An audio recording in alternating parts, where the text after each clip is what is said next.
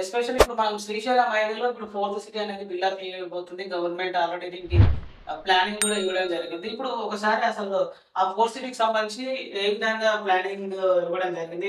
దాన్ని regional ring రోడ్‌కి connectivity చేసుకుంటూ, రీజనల్ రింగ్ రోడ్ కనెక్ట్ చేసుకుంటూ లింక్ రోడ్స్ ఏ విధంగా ఇచ్చింది. అండ్ గ్రీన్‌ఫీల్డ్ రోడ్ ఏ విధంగా ఇచ్చిందనేది ఇప్పుడు మనం తెలుసుకుందాం. ఎస్పెషల్లీ శ్రీశైలం హైవేలో.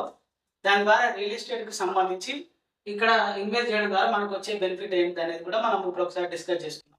ఎస్పెషల్లీ ఇప్పుడు మనకు ఎగ్జిట్ నెంబర్ 14 నుంచి శ్రీశైలం హైవే అనేది స్టార్ట్ అవుతుంది.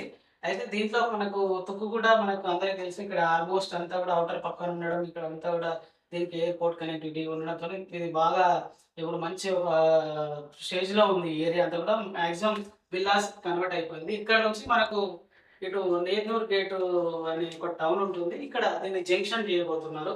ఇక్కడ మనకు క్లియర్‌గా ఇది జంక్షన్ అనేది ఇవ్వడం జరిగింది. ఏ విధంగా రేడియల్ రోడ్ ఇది వస్తుందనేది. ఈ జంక్షన్ దాటిన తర్వాత మనకు ముత్యాల గేట్ వరకు ఇదంతా కూడా ఈ బార్డర్ ఇందాక మీకు చెప్పింది ఉంది గదా! ఈ డాట్స్ ఉంది. బ్లూ డాట్స్ ఉంది. ఇదంతా కూడా హెచ్ఎండీ లిమిట్. ఇది ముత్యాల గేట్ వరకు ఉంటది. ఈ ముత్యాల గేట్ నుంచి మళ్ళీ కడతాల్ అనే టౌన్ స్టార్ట్ అవుతుంది. ఈ కడతాల్ అనేది మనకు సౌత్ సైడ్‌లో ఫస్ట్ స్టార్టింగ్ ఇక్కడ ఇదంతా కూడా డీటీసీపీ పరిధి అంటే ఇక్కడ నుంచి స్టార్ట్ అవుతుంది. ముత్యాల దాటిన తర్వాత నుంచి డీటీసీపీ స్టార్ట్ అవుతుంది.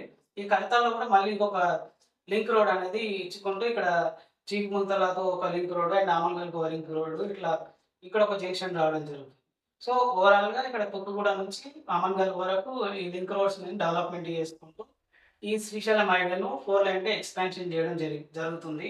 ఆల్రెడీ దీనికి ఫండ్ అలొకేషన్ ఇదంతా కూడా జరిగింది 4 లైన్‌కి.